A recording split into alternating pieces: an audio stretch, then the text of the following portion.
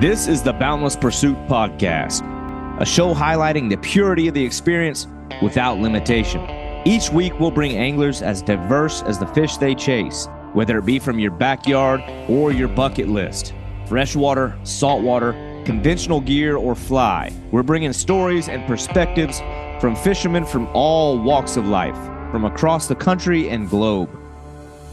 In the digital age, authentic communication and networking is critical, and I'd love to hear from you about show suggestions, potential guests, or general feedback. And you can reach me at boundlesspursuitfishing@gmail.com or at my website, www.boundless-pursuit.com. That's where you'll find the entire collection of written articles, podcast episodes, and media.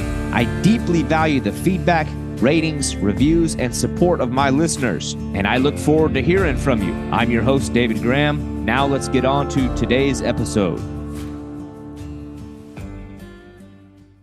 Okay, I'm going to try to do my due diligence in this chronicle of the trip to Suriname. And as it stands now, I'm actually packed up and prepping for another trip, as I'll actually be flying out in just a few days to Spain, and I'll be out there chasing the Wels catfish, which is a longtime interest of mine, and potentially what could potentially be my sixth species of freshwater fish over 100 pounds if all goes to plan. But man, I'm just going to cut straight to the point in this podcast. I will go as far as to say that this trip to Suriname was the hardest trip that I've done, or it's definitely up there. But to navigate that point, it wasn't physically difficult. And I need to establish that early. This wasn't like a physically taxing and difficult trip. But this was just one of those trips that tests your emotions and your nerves and your resolve, all while not actually exerting much energy at all. I feel like sometimes those are the hardest trips. It was just this inanimate process of sitting and sitting and sitting and just enduring uncertainty. I don't know, like physically I feel conditioned. Physically I can handle a grind of long walks, climbing, running, making 10,000 casts. But when you're just sitting and twiddling your thumbs and dealing with sheer uncertainty, that is not an easy thing to do.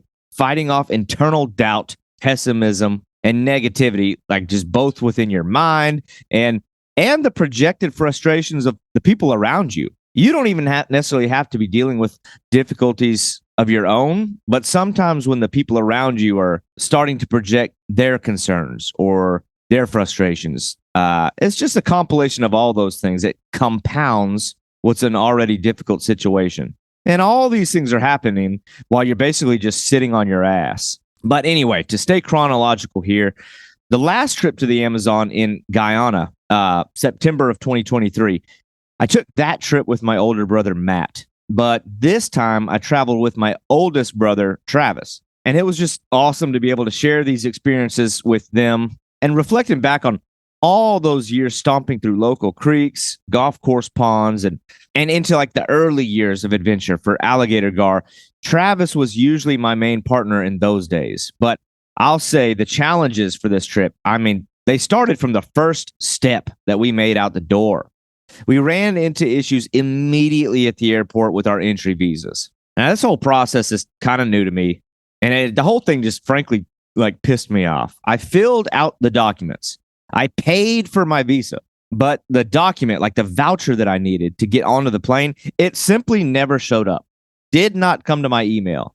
It just flat out vanished. And foolishly, I guess on my end, I figured that I could just sort it out at the airport, like show proof of confirmation of purchase, confirmation codes, etc. But they were not having it. And the people behind the desk, they're just completely and utterly useless and unhelpful. They sent us like nearly to the other side of the airport, claiming that there was a computer that we could use to fill out the documentation again.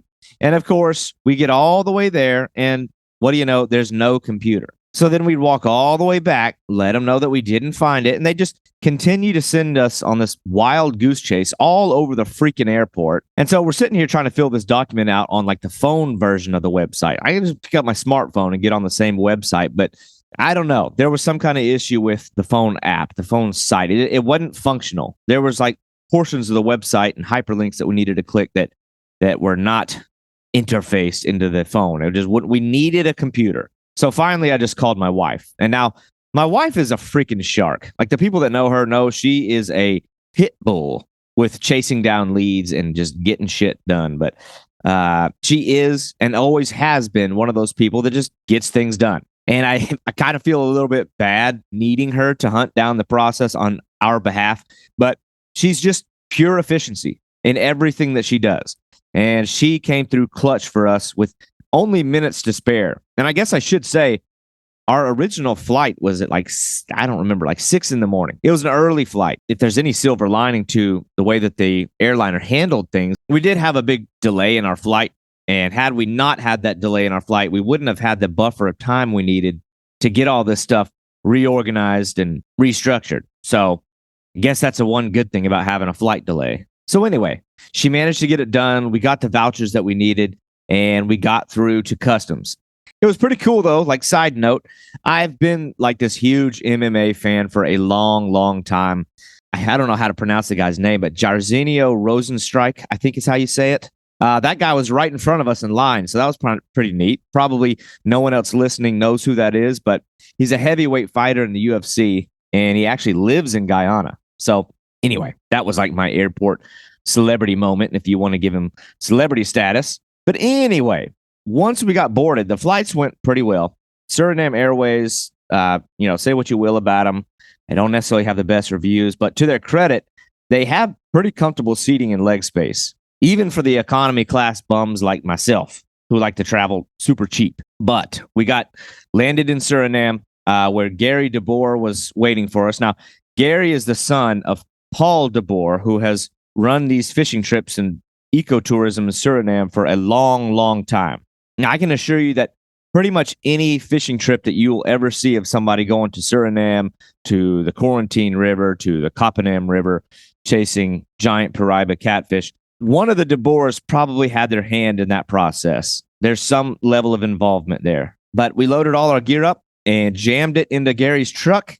And at this point, myself, my brother, and a longtime connection of mine named Jason Kentner packed into his truck together. Now, Jason's a longtime catfisherman, a competitive catfisherman, and a former guide. So I thought the idea of him putting like his U.S.-based catfish tactics and knowledge to the test against the Amazon's king would be cool. But anyway, we taxied about an hour and a half to our hotel for the night and just got rested up. And in the morning, that's where we met the other parties for the trip. Yuri Grizendi of Italy and Natagorn Shangru of Thailand, or Thumb as we call him. Now, Thumb, I'm sorry if I butchered your name. Try my best, but we'll just call him Thumb for the purpose of this podcast. But again, apologize if I got your name totally slaughtered, Thumb. But anyway, many fishermen probably recognize Yuri.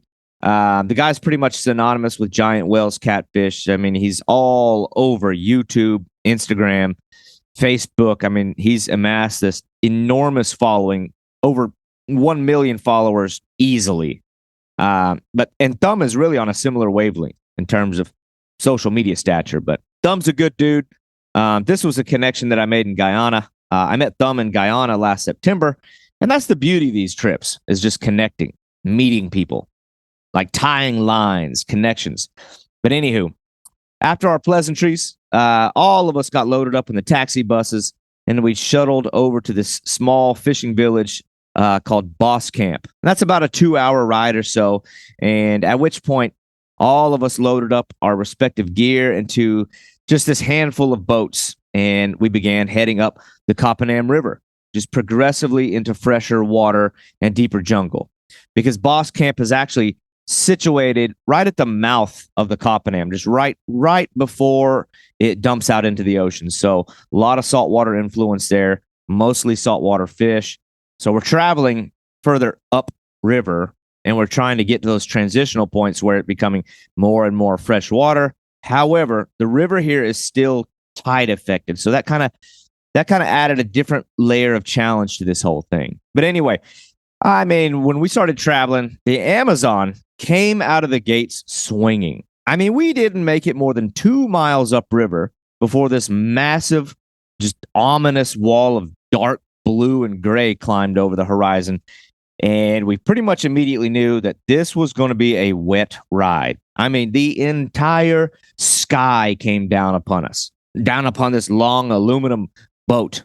And the boat was just at absolute full weight capacity. I mean, we just crawled the entire ride, probably pushing the motor's limit on the weight that it can push. And what they said would be like a 2-hour boat ride turned into 2 hours more a few times. And it was just this long ride, maybe a 4-hour, almost 5-hour boat ride in torrential rain that seemed like it would never end. And the poor guy that was operating the boat, first of all, he's already got 6 full-grown men in it, loaded with all of our gear.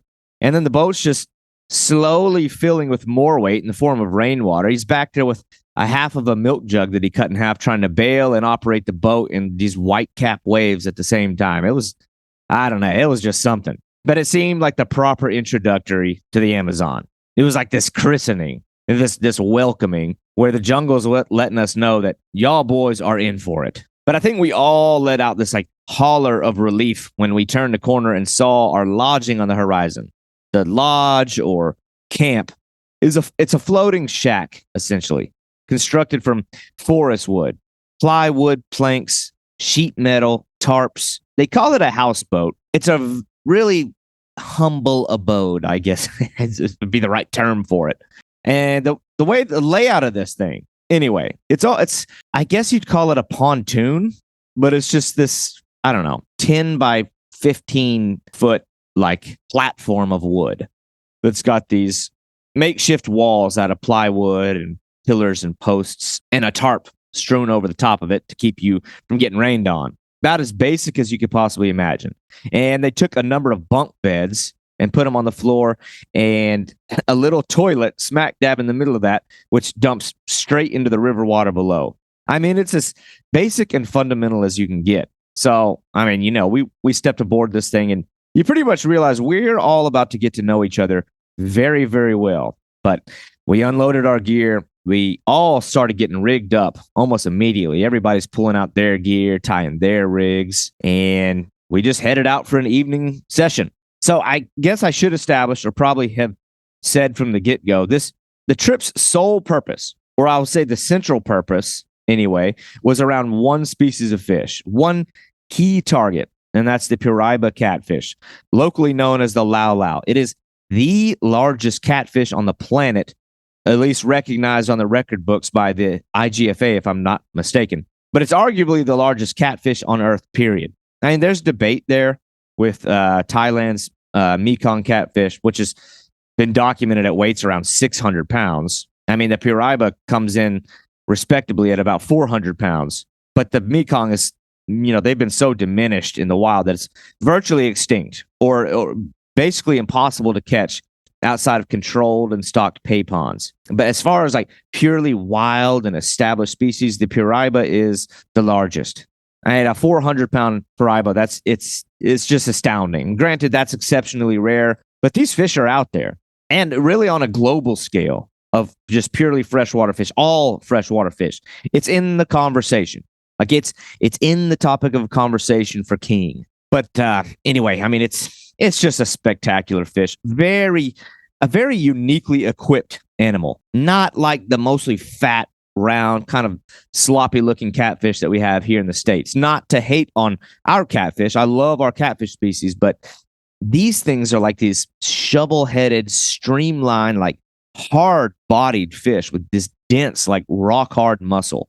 And they're just built for life in moving waters and just built for incredible power. And they've just got this unique look. I mean, I urge anybody to really do a deep dive into them. It's like they got this huge sail-like sickle-shaped dorsal. Like the dorsal opens up and fans out so big. It's very much like a shark dorsal. In fact, I think a lot of people call them or like refer to them as freshwater sharks, like minus the teeth, obviously. But I mean, you take away the whiskers, you definitely see the parallels there in terms of their shape and their body structure. Anyway, though, the river itself, I had concerns almost immediately. I mean, near Boss Camp, hours downriver is, like I said, the mouth of the river where it dumps out into the ocean. It's tidal, it's salty, and the water's like in that whole area, even Guyana, on the coastal water is very murky, like literally like chocolate milk. And it's not something you want to fish in. I really had hopes that as we traveled upriver, the color of the water would begin to transition, but it just didn't. It stayed the same consistent, like chocolatey brown stew of mud water, just absolutely zero visibility. And that to me was concerning. Like a lot of the times in most or many Amazon regions, people favor low waters. Like you want lower waters. You don't want to come around the rainy seasons or like when the river is up real high. But it's my understanding that in this situation, that's kind of reversed. Like in the Coppename system, you want a consistent and powerful flow of fresh water in the rivers, like that which can only be provided by heavy seasonal rainfall. Because what it does is it pushes downriver and it holds that brown water back. It pushes it back. So heavier rains and heavier flows means more fresh water extending further downriver, keeping the muddy crap water at bay, if that makes sense. So like because of the lack of rain prior to our arrival, the brown stained water was able to push further and further and further upriver during the tide cycles, and thereby push the bait fish and the catfish away with it. At least that was my hypothesis. So we found this challenge almost immediately because part of the daily routine was setting up these gill nets, like setting out gill nets, setting out bait traps, and we just weren't catching anything. I mean, yeah, the occasional small little squeaky catfish here and there, but like hours of effort, like hours of keeping these gill nets in the water during all tide cycles was just not yielding sufficient results. And in terms of piraiba, like actually putting the baits in the water, nothing. That first session that evening, no bites, no activity. And really, so that pretty much started what was 8 days of some of the just roughest fishing I've ever dealt with. Just painstaking, sitting, waiting, and wondering. I think most people can probably do a 10-hour session. I mean, 10 hours of sitting. Let's say just that's a one-off deal. You sit for 10 hours and get nothing. Most people can probably handle that. But day over day over day, it's brutal. But anyway, we're talking about the first day in Suriname, just waking up on the houseboat. Was the first full day where we began the day and ended the day there. We woke up on the houseboat, and that was probably the most optimistic morning of the trip. I mean, everybody that got up was just in top shape. Everyone started the race kind of in the same position, but it was just a long, long day. That first day was just a long, drawn-out day of monsoon-level rain. Just absolute pounding rains. I'm guessing I think we showed up there at like the onset or the beginning of the rainy season. Like it was raining while we were there. I just don't think it was raining enough the months prior to our arrival. And the Amazon was speaking to us. I mean, the writing was on the wall. Like it was in the air. I've seen this. I've seen it enough times. Like you can sense it. You can smell it that things aren't going to come easy. And we spent hours upon hours that first day just enduring a mix of god-awful rain and then sunshine and just all factors of challenge that didn't involve fish because we had no action, zero, not even the first nibble, not even piranhas pecking at our baits. There was nothing. I mean, it couldn't have been a more stark difference than my time in Guyana where, I mean, we could have caught fish blindfolded. They're jumping out of the water, eating the baits before they even hit the water. So many fish. I mean, Guyana was the easiest freshwater fishing on planet Earth. And we come just one country away, a neighboring, bordering country. And it's a just completely different scene at a completely different kind of river, though. It's just not a comparable thing. Not the same environment, not the same setup, just totally different. But anyway, so we first fished that first half of the day and kind of regathered ourselves for lunch. That was sort of, what we did each day at predictable hours. The routine was generally the same. And with these catfish, it's more or less a morning bite and an evening bite. In the middle of the day is the time that you put in trying to catch bait. Like you're not really actively trying to catch the catfish as hard during high sun. But anyway, we talked over a short meal, like what the game plan was going to be. We like this is your moment to assess any changes that you might need to make. And I'll say every day, like every moment, looking at that muddied water, it just left a festering like feeling in my core. This intuition. I think that's what it was. It was intuition. It's just not right. I don't know how to explain it, but at this stage in my time as an angler, I have long since learned to take those feelings as a call to action. Like we need to get creative here. We need to start exploring. So we decided to hit like a smaller tributary, I think on that second full day, a smaller tributary downriver that I'd been eyeballing, the Wyanbo River. So I kind of knew the general area of where we were going to be before the trip even began. A lot of like course plotting and planning and looking at Google Maps and thinking about what we're going to try took place before we even started. So I had pins on a map on this little Garmin InReach like satellite phone device that I had. I knew what we needed to do to game plan if things weren't going well or things that I wanted to try. But anyway, a little tributary that fed into the main Coppename. So we headed a few miles up into the Wyanbo. I hope I'm pronouncing that right. Anyway, for the purpose of this podcast, small tributary.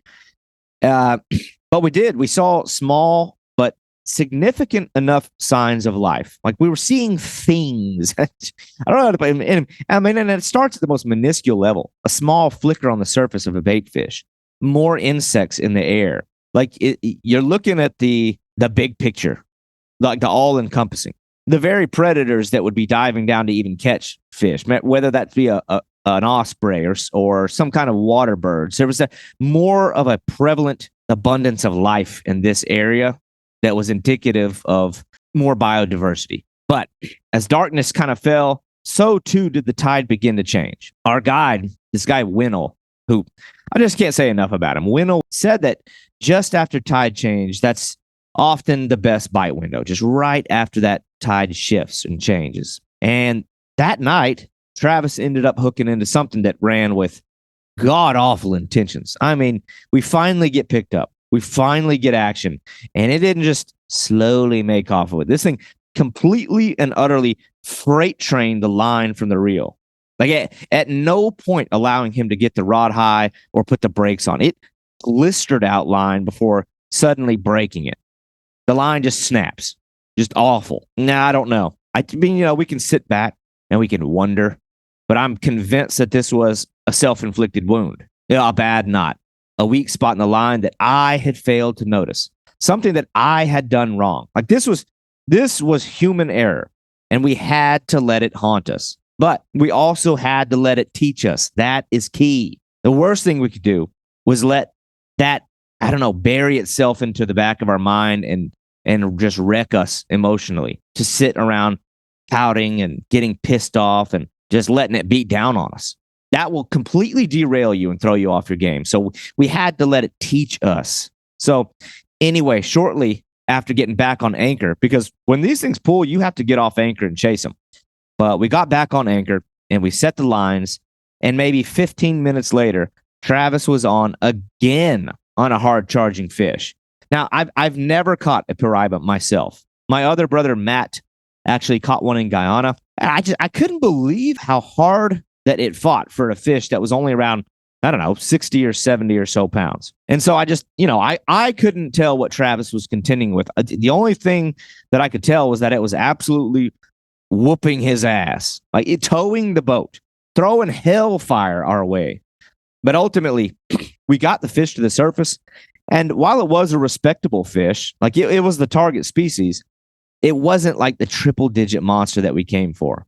But still, we are on the board.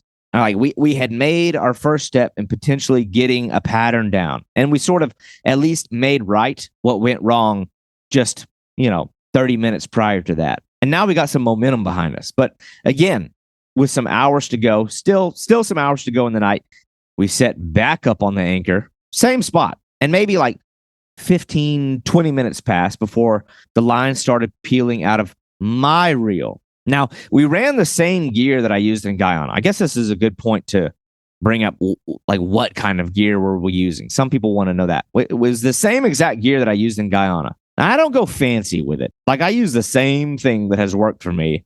I'm not there to break rods or to look pretty.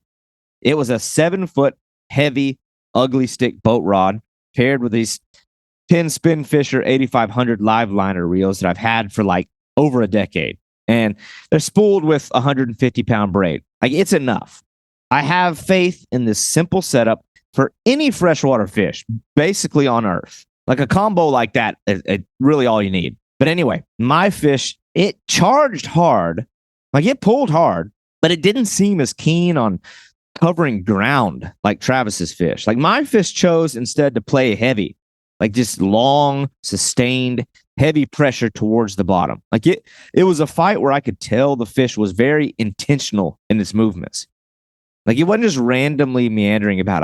I could feel that this fish knew where it wanted to go. And it was specifically just like trying to go to certain areas of the river. And now, to me, and the experience that I have with larger freshwater fish, that is the telltale sign of an older, more wily fish. Like, this is a fish that knows its territory. It's been around, and it was looking to take me into the abundant timber and snags that were on the bottom. And being that we were off the larger main river and up a more like narrow tributary, it didn't have to go that far to find snags. I mean, this is a close quarter scenario with a very powerful animal. And our fantastic guide, Winnell, like, this guy was cunning.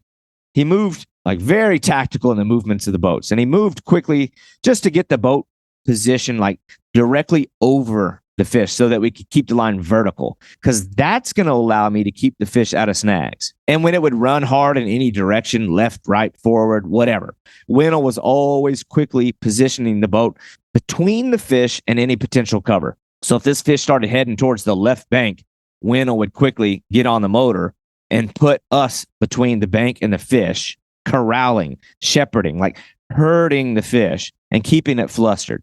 So the fight went on for, a decent little bit. And finally, the fish broke surface, and we saw that it was a bigger specimen, like scarred and busted up, this gnarly looking animal. And something about this murkier water, like their flesh fades into this ghostly, like pale color, and it like reveals a lifetime of battle scars that tell stories that we couldn't imagine. Like, these fish are warriors. But we got the quality size fish to the boat, and we towed it to shore. Like, this one's not coming in the boat. Not something you want knocking around at your feet. This is a quality size fish, a nice one, probably in the territory of 100 pounds or so. Very dense, solid fish. Like, there's no part of their body you can really press on and like compress. But we got our photos, we got our fish, and now, I mean, as far as I'm concerned, I've always kind of been a one fish guy. Like, I'm very target based when it comes to species. I've still got days to fish, but at this point, I'm like, I can settle on this. I've done what I came here to do, and if we catch no other fish from here on out, I can live with that. There was no other action that night, so regardless, we headed back to camp very motivated. At this point, we had an idea of what we needed to do to catch fish. But that night, and really every night thereafter, I just knew that I needed to do it. I would spend time just walking in the forest. It's just a good opportunity to just get out there, like immerse myself in the jungle, not become so singularly focused on the fish that I miss out on everything else that's out there in the jungle. So I was just walking out there every night, hoping to find some kind of creature. Like, before I was a fisherman, I was that kid obsessed with wildlife, with snakes and reptiles and animals. And I mean, we just spent so many years looking at books of the Amazon. So I'm out there looking for snakes, big insects, just anything. And that was fun. We did it every night. I mean, we found scorpions, all kinds of these crazy, colorful, giant spiders, a handful of like tree dwelling snakes and things like that. But I will say that we didn't see anything that was like too crazy out of the ordinary. I think maybe I just don't have the eyes for it. There's no telling what kind of animals I walked past and missed. So we went to sleep that night, but the guides kept busy. Like, they would go out at night and hunt And I think we woke up on like the third full night. I guess you could consider this the fourth day in Suriname, but the third full night. I don't know. My time got all thrown out of whack out there. That's what happens. You just lose track of time. I'm like, are we on the third day? Or are we on the fifth day? I don't even know it. At some point, you just lose track and you stop caring. But in any sense, we woke up the next morning and they'd killed some kind of large rodent. Like, I think they called it a banana rat, like a 20-pound rat, basically. Or like, I don't know, it like what looked like a huge guinea pig kind of thing. And that's lunch. Like, we're eating it. Straight up bush meat. So that was exciting. That's sort of like, I don't know. It's like, it's part of the experience that you kind of want. And really, trust me, you get hungry enough out there that you don't care. But I don't know. I could hardly identify it because its head was missing because they blew its head straight off its shoulders. But anyway, I guess that was like our most unique jungle meal. And the taste really wasn't bad. I'd be frank, I don't know if they jazzed it up a certain way, but we ate that and some kind of jungle bird, pheasant thing. And I could hardly tell the difference between the poultry of sorts and this little jungle rat. And the meat was fine. It was good food. But anyway, going into the next day, I'll say, despite our fortunes the night before, where we'd actually caught the fish, we again spent the entire day just getting absolutely no action, none whatsoever. We could hardly find bait. Our lines were just not getting touched at all, and the river conditions were not changing. We could just continue to get hammered by these isolated storms and then endure unimaginable humidity in its wake when the sun would poke through. So, you're starting to realize we're doing the same thing here. We're not trying really anything different, and nothing new is happening. So once again, I kind of urged us to move upriver where the cleaner water might be. So I decided, you know what? Let's get with Winnell. Let's say, hey, let's try upriver. So we headed like an hour further upriver, and the waters did seem to clean up just a bit. Like there was, I don't know, maybe a foot of visibility, whereas an hour downriver, it was straight up zero, not even a centimeter, no visibility. But up in this cleaner water, there's marginally cleaner water, we found a tremendous amount of bait. Like we didn't find the piraiba, we didn't find the catfish, but it's the thing with this is whether it's the Amazon or some river here in America, it's fishing 101, where you find the bait, you find the fish. I don't need to look for the cat. I don't need to look for the catfish. I don't need to look for one giant animal. I just need to look for a few small fish that it's eating. I mean, in any case, we're going into essentially 4 days of fishing where our group as a whole is simply not catching. Like nobody's catching anything. Or fish or worse, they're hooking up and losing the fish. So I think it was around the fourth night. I don't know, the third full day's night. Around night 4, you could kind of sense that temperaments were shifting. Maybe earlier than that. I'd say for some people, the second night, third night, definitely by the fourth night, things were starting to come to a head. I mean, you could sense temperament shifting, emotions waning. Pessimism had crept into camp. Like pessimism, it's just this dark shadow that overtakes the mindset. And being confined on this tiny floating houseboat, it's nearly inescapable proximity if the person beside you starts projecting their misery. And like to make matters worse, in the middle of the night, on one of these nights, in the middle of the night, I mean, the tide would shift and it would pull so hard. But one of those nights, the anchor to our houseboat failed. And I don't know, somebody woke up and realized that we had drifted miles away. Like that, you could barely make out the silhouette of the tree line on the horizon, but it was not supposed to be moving. Like I hopped out of my bed, put on my glasses, looked out of the boat, and I could see that the trees were slowly going past the boat. Like this is a problem because the guides aren't on the boat with us. We're just a bunch of guys from other countries on this little boat together, and it's floating away into the jungle. So it's like kind of a scary feeling. Like you almost feel lost, but at the same time, it's one river. It's one way in, one way out. We're going to get found if we get lost. But, I guess that was an adventurous moment of the trip. A little bit of anxiety. That certainly didn't help. I think prior even to the anchor failing, people were already getting moody. And then you throw in this anxiety that like, oh, we're going to be lost. Did not help. It actually, I don't know. It resulted in some explosive moments on the boat, and things were not getting good. But anyway, the guides had to come searching for us and basically tie the small boats up to the houseboat and tow us back. So anyway, that most certainly didn't help the paranoia and like negative energy that was abounding in camp at this point.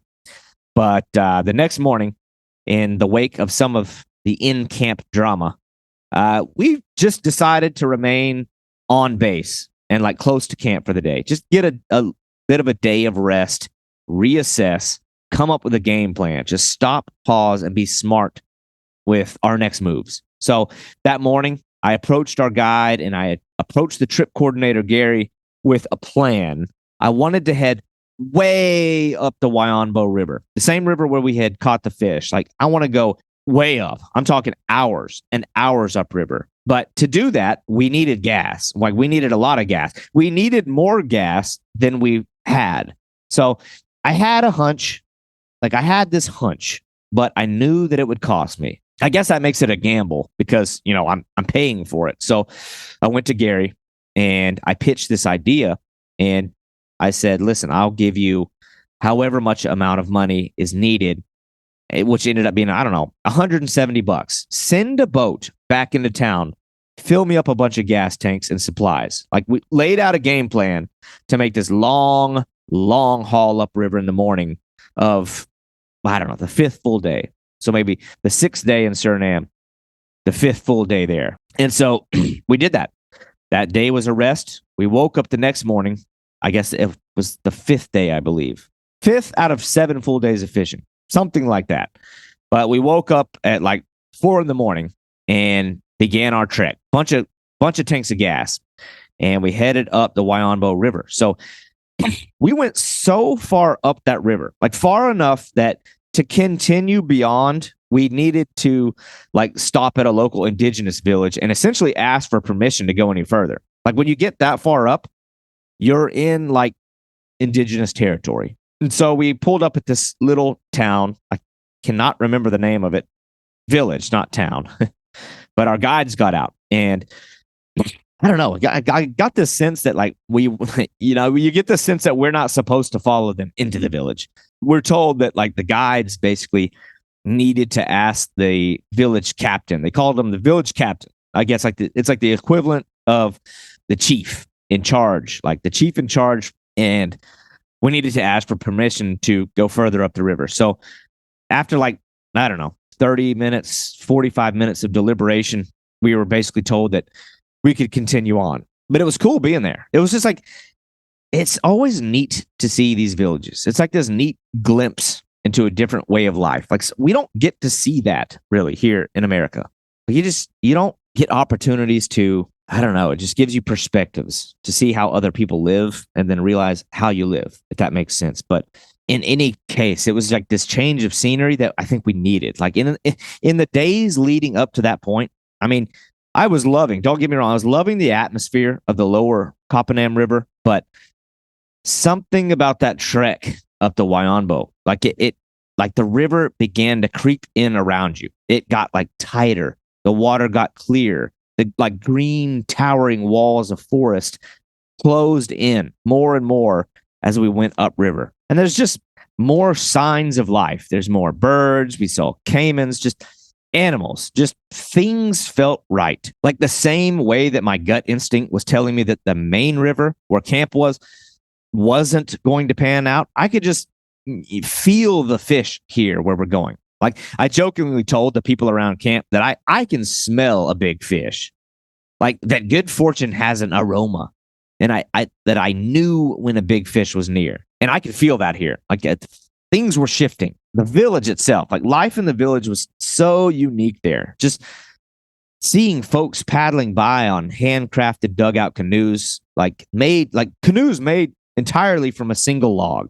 Like these tiki huts and structures that are made from logs and sticks and palm fronds. There's like this mix, just like in Guyana, like this mix of indigenous architecture, craftsmanship, and ways of living right alongside more modern things. So like, it was interesting. Like some of the dugout canoes, like old canoes that have probably been generational, architecture that have outboard motors on them. like the people operating them and walking into and out of the humble houses had Nikes on. Like they had electricity. They had means of power. But I think the most impressive thing that we saw, like the most impressive structure, was what was built on the river itself. In order to pass up the river meant going through this massive steel structure. Like, I don't know, some kind of engineering authority must have like placed it there. Like, it was like more like a system of locks, like this enormous metal gate system. Like it wasn't a hydraulic thing. It was like this giant sliding steel door that had to be hand cranked open. Like it took like 3 men to turn this wheel and cable winch this thing open enough just to get our boat to pass through. Like unless this gate is open, you can't go any further. Like the river's off limits. You're not getting past it. But I mean, I've been through some stuff. Like I've never been through some stuff like this. And I don't know. I just kind of chuckled under my breath. Like I'm aware enough in the moment to realize I've gotten myself really far from home, all in the name of catching a fish. It's just crazy. And so I'm like sitting here and have this moment of awareness. Like look where you've gotten yourself. Like look how far from home you are just to catch this fish, to have this moment. And that's just where we are. I don't know. This is soul speaking stuff. But anyway, we headed along like to an area where there's like these swamps along the margins of this small little river that we're in. Like in these marginal swamps, they're spilling over in areas. There's like these little creek outflows, this dark tannic water, like dark ink black water. Like it's still crystal clear, but it's black. Like it's like Pepsi, and it's running off. And like where it was mixing into the main river, there's like this, I don't know, there's some sort of effect there that for whatever reason, it attracted these huge congregations like and gatherings of electric eels. I mean, these things are everywhere, like piled in the confluence of like swamp water and main river. And it was weird. Like you'd see them bob up to the surface and take a gulp. I guess they just gulp surface air, and then they'd slide backwards and reverse into the depths.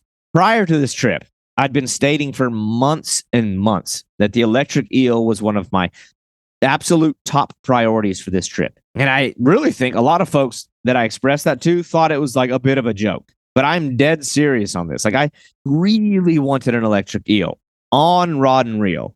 Like almost as much as I wanted the piraiba catfish itself, the electric eel was like right there. Like this is a fish I really, really wanted to experience. So we got to this spot and we see all these eels. So we posted up there and fished. Like I want to catch one. And the crazy thing, these eels they're really weird. Like they have zero fear. It's one of the strangest fish I've ever seen, just behaviorally. It was just bizarre. I was like, there's no awareness at all that like we zipped in on top of them. Like they were sitting right on top of them. No reaction, no fear. But like even stranger is their absolute willingness to bite. Like even a bear hook, they'll just eat it. Like without any thought process. So like even like throwing a metal lure and just letting it lie on the bottom. Like you didn't have to move the lure. They're just biting it. It was just bizarre. So I pulled out the smallest little lure that I have. They have kind of like a real weird small little mouth. And so I pulled out this little inline spinner and I just cast it out and basically just left it still. Didn't have to move it. Didn't have to jig it. You just cast it out and like leave it there. And over and over and over they'd bite. Bite ratio 100%. What's really, I don't know, it's just a weird fight too. Like they weren't taking out line or really fighting much at all. It's like generally they just sort of like, it's like they were trying to pull in reverse. Like they're trying to back away from what had grabbed them. And there were so many eels, like we would catch them in the mouth, and because they were so thick in the water, some of them we were just snagging them. They'd just get like they'd swim by and get stuck on the lure. So it's like they're either fighting in reverse if they're hooked in the mouth, or they would like spiral like a tornado and just get helplessly twisted up in the line if we like snagged them. But still, I was just excited and prepared. Like I wanted to catch these. Like going into this trip, I knew I wanted to catch electric eels. I knew that they were there, so I came prepared. Like so much so that I actually bought this pair of these like thick rubber lineman's gloves or like electrician's gloves, like these big solid rubber gloves rated for like 20,000 volts. And at best, an electric eel might be able to generate like 700 or 800 volts. Like so, there's no way they're gonna hurt me if I'm wearing these gloves. But I'll say I was still nervous to try them, but it was pretty funny. I hooked the first fish, brought it to the boat, and there's actually like a local villager that was camping out alongside where all these eels were. And I'd say between him and our guides, like you could really tell that they were eager to see the idiot American get shocked. Like they were very interested in watching what was going to happen next. Like, I don't think that they believed that the gloves would do anything, like to stop from getting blasted by one of these things. So when I reached down and snatched up the first eel, like I snatched it up and I held it up triumphantly over my head. And I don't know, there's probably a lot of confusion around. You could tell that they couldn't believe what the heck was going on. But anyway, it was cool. We stayed there for a little bit, and we caught numerous electric eels. Even Thumb. So I should mention, Thumb had actually come as well, all the way upriver. They told us we couldn't go with one boat. That you had to bring two boats, just mostly in the event that there was some kind of mechanical failure, you'd have somebody there to save you. So, but anyway, Thumb came. He also caught his fair share, and we kept a few of them for bait, and we even kept a few of them to eat. Now, I was told that electric eels are not good piraiba bait. Honestly, I don't know how often people try. All I know is that I look at this thing and it's 5 feet long. It's almost as big around as your leg or your arm at least. So like you look at this 5 foot long strip of fish meat, and that thing can be chunked out as days worth of bait. Like one eel can provide a lot of bait. And as far as I'm concerned, like realistically, when they're not actively pulsing an electric charge, it's just a fish. It's still oily flesh, blood, meat, guts. Something will eat them. I refuse to believe nothing's going to eat an electric eel. So we caught several of them. And then we went to go try to catch peacock bass. Now, I'm not here for peacock bass. I don't care about peacock bass. Like the peacock, at least the peacock bass in this region, like the ones that are in this area, they're just, really small butterfly peacock bass. Like basically the same thing as I have in Florida. Now, I mean, if these would have been those big 20-pound Temensis 3-bar peacocks, sure, I'd have probably burned the whole trip trying to catch one of those. But I just don't care about little peacock bass. So I don't know. I probably made 5 casts before I was like, you know what? No more. Like I said, I don't care about peacock bass. We need to maximize our time soaking baits, and I have faith in these electric eels. So we set up on this area where this, like the river we're in, it like branched off in like 3 directions. Like this, it's this nice confluence. Now, this is where the deepest water will be. Like this convergence or intersection from different arms of river. It like everybody knows, if you fished any rivers, like this is the area that bores out holes. Like this is where the deep water is going to be. It's also going to be like the depository for all timber and snags and debris that flows down each of those rivers, and it's going to settle there on bottom. Like it's the ideal spot for a large fish to be. This is about reading a river, like reading a river, knowing what works. And so, it's river fishing 101, basic fundamental reading of a river. So we set up, as you should do, tactically and strategically. We set up at the head of the hole, meaning like up current, where like the oils and the body scent of the baits are going to blow into that hole and draw any potential catfish out of it, searching for it. You want to create like a scent slick that's going to blow downstream into that deep hole where presumably the bigger fish are living. So we did that. We set up our eel chunks, and no lie, it wasn't 10 minutes before a line started slowly buzzing out and Travis had a run.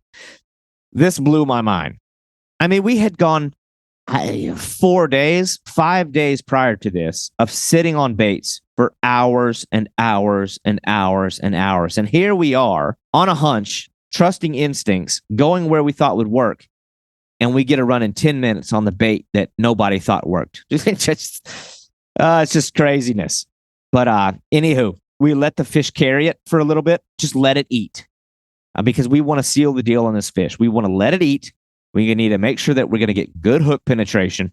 And anyway, we did that. And Travis came tight on the fish, set hooks on it. And very similar to the fight of my larger fish, his didn't fire off on a blistering run. It just kind of maintained this ominous, eerie, slow, but intentional digging pace. Like this fish was big and we knew it. There's just like these slow, like watching the rod arc over. There's these slow, eerily slow, like pulsing bends in the rod, like where it rises slow and it drops slow. It rises slow and it drops slow. Just these movements that are indicative of huge tails swathing back and forth. Like you can almost measure the size of a fish by how long it takes the rise and drop of the rod as a fish pushes its massive tail back and forth. So we knew this thing was big. There's no questioning. It's just a matter of how big of a fish are we dealing with here. But anyway, Travis stayed tight, maintained pressure. Like the previous fish that we had caught, like these were good practice rounds, but now we're dialed in. And frankly, this is our shot. Like this may be it. So we stayed vertical, followed the protocol, and ultimately this enormous head broke the surface. And oh my Lord, we all started screaming, even Winnell. I mean, we're going crazy, but like we don't have it yet. Like this thing's got the power to make one tail swipe, break the line, throw the hook, do something chaotic. But Winnell bent down and he secured the fish. He had like this tool or this like device that he made. It was basically just a rope that had two big circle hooks on it. And it's like essentially a tow rope. So he bent down and he popped these two big circle hooks into the corner of the fish's mouth, and we had him pinned. And at this point, again, we're towing the fish. It's too big, way too big. I mean, double the size of the one that I'd caught. But we towed the monstrous fish to shore, and we got into the shallow water where we could contain it. And basically, we had it. I mean, we won. We got the fish. Just a spectacular animal. And I mean, it's just these are crazy moments that I don't know. I can't describe it, but I've got the foresight to recognize when I'm in the moment, if that makes sense. Sometimes you don't realize the moment till after the fact, but I've always been very present when these things happen. I mean, you fish your whole life progressively, pushing further, graduating up, like leveling up. And as you become more and more experienced, like sometimes that awe-inspiring feeling becomes fleeting, if that makes sense. Like, you know, as your experiences become greater and your fish become greater, it's a little bit harder to find those moments where you catch a fish and you feel a true sense of awe, like the ones that just freeze you. And don't get me wrong, like I don't want to give the wrong message here. I still get the shaky hands and the trembling knees at a double-digit bowfin, just like when I was a kid. But I'd be lying if I said that I still get that deep, just guttural, like spiritual reaction out of a common game fish here in the U.S. Like this fish that we hauled up was something truly special. It was the place. It was the environment. It was all of the absolute crap that we had dealt with just to get there and be present in that moment, holding the fish in our hands. It was a truly earned fish. And I think even deeper than that, I think about the days that like me and my brother Travis grew up in this whole thing. Like Travis took me in my earliest adventures, sneaking under barbed wire fences into cow pasture creeks onto private property. Like we would bring, Travis and I, in those earliest days, we'd bring nothing but a rod tip, like the top half of a two-piece rod. And we carry just that rod tip and tie like a strand of line to that top guide, like to the rod tip. It was almost like a little miniature cane pole. And we toss out like a single J hook with a piece of bologna on it and bury the rod half into the mud, just toss it out. leave it there and go looking for frogs and snakes and turtles. And then we'd come back and find that little rod tip would be bending and pulling, and we just pull in little bullheads and sunfish. Like this is origin story. This is seeing things develop and evolve. Like this is early stage to final stage stuff here. And so you have to stop and think about that. This wasn't a rapid progression for me. I'm not some guy who just started fishing and came upon this great wealth and went from 0 to 100. This is a proper progression from the most humble beginnings and graduating in levels from little bluegill and bullheads to golf course pond bass to moving up to my first carp and gar. And it went up and up and up over decades. And my brother was there when I wet my first line. Like we went through it all. The days of chasing carp on golf courses and country clubs to the early days of chasing alligator gar. And yet here we are, the same two guys in a completely and totally different country, some 25 to 30 years later, chasing one of the most coveted freshwater giants on the planet. Just insane. And I recognize these things and I appreciate these things. And I think about margins. Like I think about how marginal fishing is. Like we conflate how much skill that we have. I think we do. I think fishermen like to conflate how much skill is involved. We like to ignore how much of fishing is simply chance and opportunity. I think that's what it is. It is chance and opportunity. Of course, there's skill. There's intuition. I think part of your skill building is your intuition. Your intuition grows. Your ability to read a situation, read a moment, reflect back on other times you've hit same proverbial crossroads and know what moves to make next. It's like chess playing. It's like playing chess, but it's simply chance and opportunity. I look at fishing that way. To me, it's about time. It's about hours. It's about decision making, position. I say position, physically being where you should be, but also positioning your mind and your temperament as well. That was a big one on this trip. And I think about, what if we hadn't had this strange hunch to go upriver? What if I didn't have this obsession to find an electric eel? Like, what if I had no interest in catching electric eels? What if I thought, nah, that's nonsense. I'm not here for that. What if we had stayed on these eels 5 minutes longer or 1 minute shorter? Or what if we had encountered a single peacock bass and dedicated an extra 15 minutes to casting to it? You factor in decisions like this and think about how it would have affected the placement of that chunk of eel crossing the path of that giant catfish's route just so perfectly as it made its way into that area at that precise moment. Had anything been out of place or been done differently, we may have never caught that thing. Not obviously just the same. Maybe we would have caught something bigger. But to me, that is the allure of fishing. That stuff that keeps you up, that keeps you sharp.